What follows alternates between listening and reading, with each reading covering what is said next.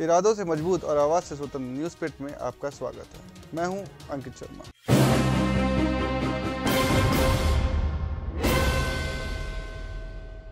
आज मैं आपको लेकर आया हूं हिंदुस्तान की पावन भूमि के उस केंद्र पर जहां देशभक्ति की ऐसी हवाएं बहती है कि इतिहास खुद ब खुद अपनी उपस्थिति दर्ज करा देता। हम बात करें राम प्रसाद बिस्मिल की या अशफाकुल्लाह खान की, जिन्होंने हंसते हंसते अपना जीवन इस देश की माटी के नाम कर दिया और हिंदुस्तान की आज़ादी में अपना योगदान। जी हाँ, हम बात कर रहे हैं उत्तर प्रदेश के शाहजहांपुर की, जिसकी माटी के कण कण में देशभक्ति की बयार बहती है, जहां देश के लिए कुछ कर गुजर जाने का जुनून लिए कई कर्म योद्धाओं ने अपना योगदान दिया। हम बात करेंगे उनमें से ही एक कर्म योद्धा की, जिन्होंने अपना संपूर्ण जीवन इस राष्ट्र के लिए समर्पित कर दिया। जी हाँ, हम बात करेंगे स्वामी चिन्मयानंद सरस्वती की, जिन्होंने 1974 में अब संन्यास जीवन की दीक्षा ली। उसके बाद सन 1991 में बदायूं लोकसभा सीट से शरद यादव को 15,000 वोटों से हरा करके उन्होंने चुनावी राजनीति में विजय का बिगुल बजा दिया। आज हम अध्यात्म से लेकर राजनीति तक के सफर से जुड़े सभी पहलुओं पर बात करें। स्वामी नमस्कार, न्यूज़पिट में आपका स्वागत है। स्वामी जी, सबसे पहले हम जानना चाहेंगे कि आध्यात्मिक जीवन में कैसे प्रवेश किया और कहाँ से प्रेरणा मिली? देखिए, व्यक्ति का जीवन, उसकी दिशा और दशा दोनों उसके द्वारा निर्धारित नहीं होती, वो दोनों जन्म देने वाला ईश्वर ही तय करता है। ये हमारी सबकी भूल है कि हम अपनी लाइन ऑफ एक्शन हम तय करते हैं। गीता में भगवान ने कहा, यथा प्रवृत्ति भूतानाम, संसार में जितने प्राणी हैं जहाँ से जन्म प्राप्त करते हैं वहीं से जीवन की प्रेरणा प्राप्त करते हैं। आप सामने हो तो राम जन्मभूमि की बात उठना लाजमी है। आप आंदोलन के राष्ट्रीय संयोजक भी रहे हैं, तो स्वामी जी आखिर ये इंतजार कब खत्म होगा? आपको क्या लगता है कि राम जन्मभूमि? देखिए, यहाँ इस देश में सबसे बड़ी दिक्कत कोर्ट है। कोर्ट सरकार को काम नहीं करने देती। सरकार काम करना चाहती है लेकिन उसके हर फैसले को कोर्ट रोक देता है। राम मंदिर के निर्माण में भी सबसे बड़ी बाधा कोर्ट है। सरकार मंदिर बनाना चाहती है, देश की जनता चाहती है मंदिर बने, लेकिन कोर्ट आए दिन नए नए अड़चन पैदा कर देता है। अब या तो कोर्ट की अवहेलना की जाए, अब कोर्ट की अवहेलना करके अगर हम कोई काम करते हैं तो देश के संवैधानिक व्यवस्था पर विपरीत प्रभाव पड़ेगा। लेकिन कोर्ट को सोचना चाहिए, कोर्ट को संवेदनशील होना चाहिए। देश की जनता क्या चाहती है, देश क्या चाहता है, क्योंकि कोई भी कोर्ट देश से ऊपर नहीं हो सकता, संसद से ऊपर नहीं हो सकता। कोर्ट को संवेदनशील होना चाहिए और जनभावनाओं की उपेक्षा नहीं करनी चाहिए। अगला सवाल मेरा माँ गंगा से जुड़ा हुआ है कि सरकार का दावा है कि सफाई कार्य बड़ा जोर शोर से चल रहा है, लेकिन विपक्ष असंतुष्ट है, तो आखिर आपकी राय क्या है? विपक्ष का असंतोष अपनी जगह पर है, वो जायज़ है। प्रश्न ये है कि गंगा में अगर गंगा का जल नहीं होगा तो जो भी जल होगा प्रदूषित ही होगा। गंगा में गंगा का जल आने ही नहीं दिया जा रहा है। हिमालय पर तमाम सारे बांध बनाकर गंगा की जो मुख्य धारा है भागीरथी, उसके जल को तो आने नहीं दिया जा रहा है। सवाल ये है कि अगर बरसाती जल गंगा जल हो सकता है तो तमाम नदियां हैं वो भी गंगा जल। इसलिए सबसे बड़ी बात यह है कि गंगा में गंगा का जल और गंगा में जल की मात्रा, गंगा में जल की गहराई, ये सब चीज़ें जब तक ठीक नहीं होती हैं तब तक केवल अपने मन को संतोष देने के लिए सरकार भले कह दे कि हाँ गंगा में सफाई हो रही है। मैं नहीं समझता हूँ गंगा में कोई खास फर्क पड़ा है।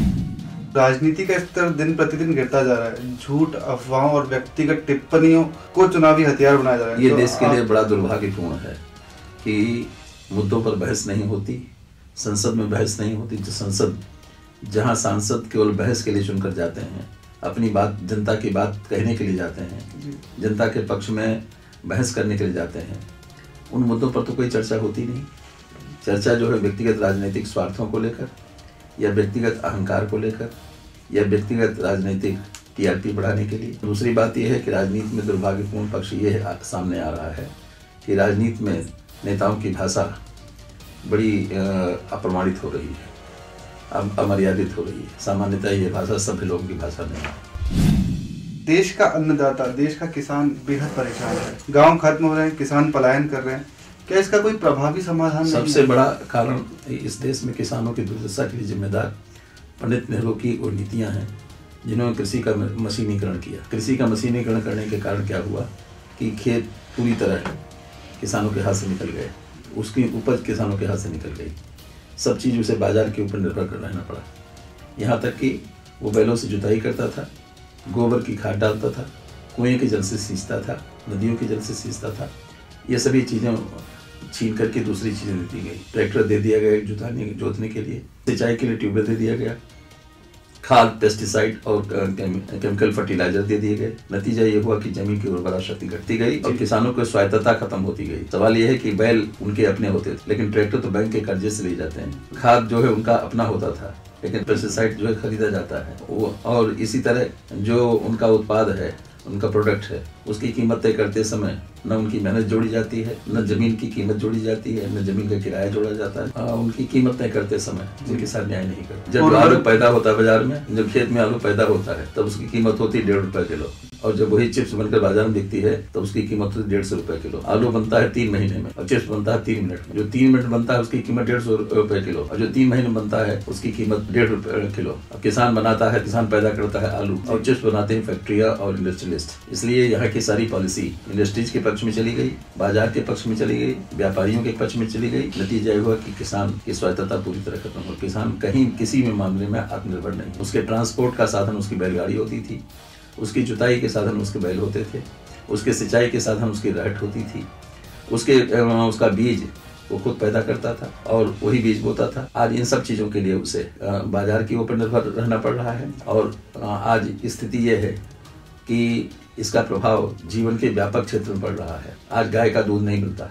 गाय का दूध पौष्टिक होता है, आदमी की माँ का दूध से ज्यादा गाय का दूध होता है, लेकिन गाय तो तब होगी जब उसके लिए पालने वाला होगा। जब बैल होते थे, बैलों की खेती होती थी, तब लोग गाय पालते थे। अब बैलों से खेती बंद हो गई तो गाय क्यों पालेंगे लोग? कहीं ना कहीं बिचौलिए भी इस किसानों के पतन का कारण। आज किसानों का ही नहीं, हर जगह बिचौलियों का साम्राज्य है। आज अगर हम विदेश से हथियार खरीदना चाहते हैं तो उसमें बिचौलिए चाहिए। आज हम वो अधिकारी से काम लेना चाहते हैं तो भी बिचौलिए चाहिए। आज हम नेता से काम लेना चाहते हैं तो भी बिचौलिए चाहिए। चुनाव जीतने के लिए भी बिचौलिए चाहिए। तो बिचौलियों की एक जगह ऐसी बन गई है जिससे छुटकारा पाने की कोशिश हम समझते हैं कि अभी तो नहीं हो रही है।